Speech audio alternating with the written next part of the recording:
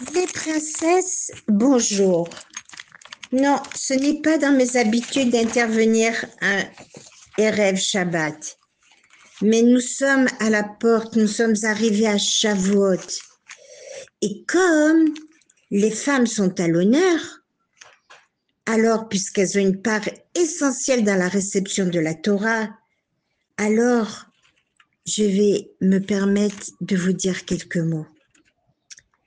Avant même que les hommes aient reçu la Torah, Moshe va dire la Torah au Beth Yaakov, aux femmes. Hachem dit à Moshe, Tomar les Beth Yaakov, et Taged, Bnei Israël, les Bnei Israël, aux hommes, d'abord aux femmes, tu raconteras la Torah d'abord aux femmes, et tu l'enseigneras ensuite aux hommes. Alors, bien sûr que les femmes doivent étudier la Torah.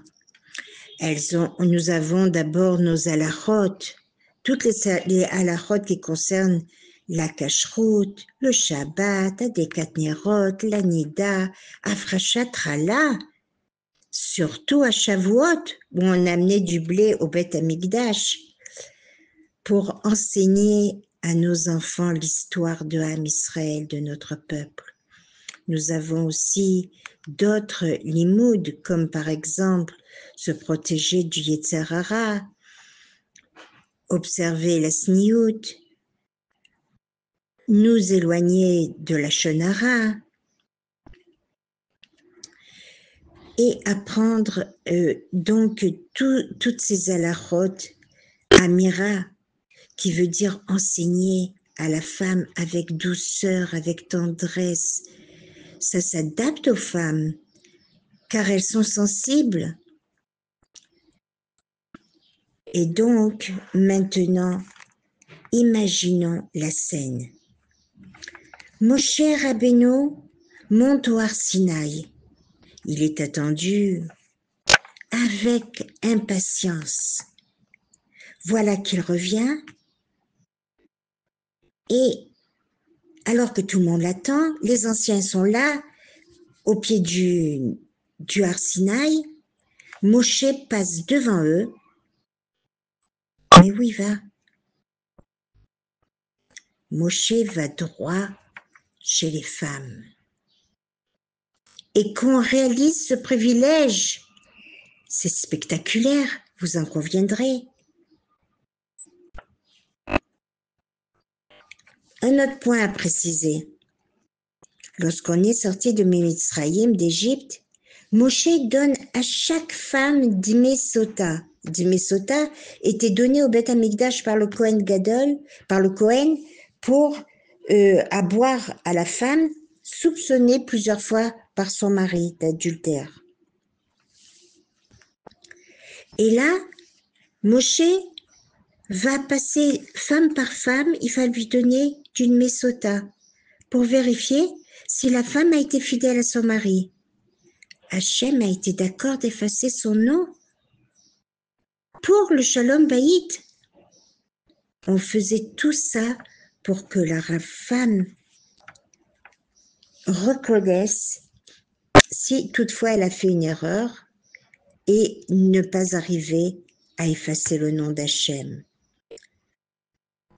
Le résultat, toutes les femmes en Égypte ne se sont pas débauchées et chacun a pu voir combien la femme juive est restée Théora.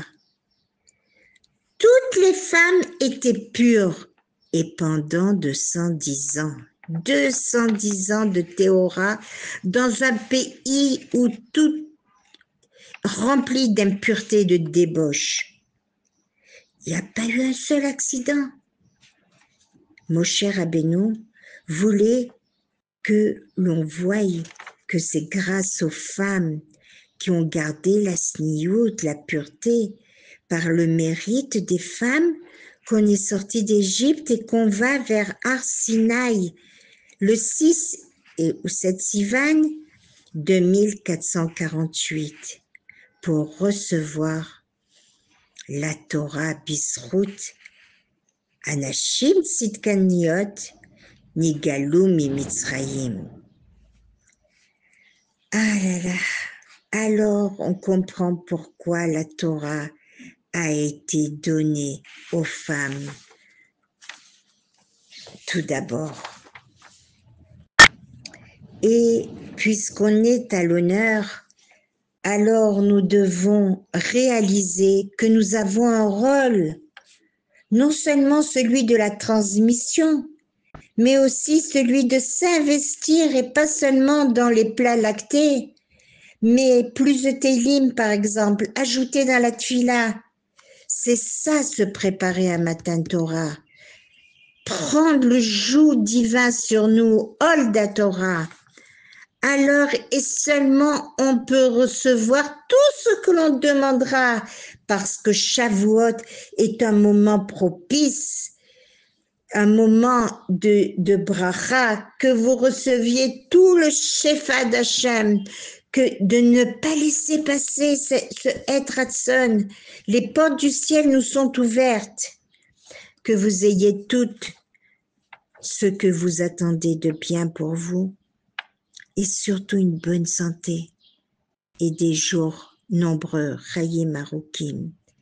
Très bon Shabbat et très bonne fête et très bonne Kabbalat Torah, les princesses, que vous soyez bénies.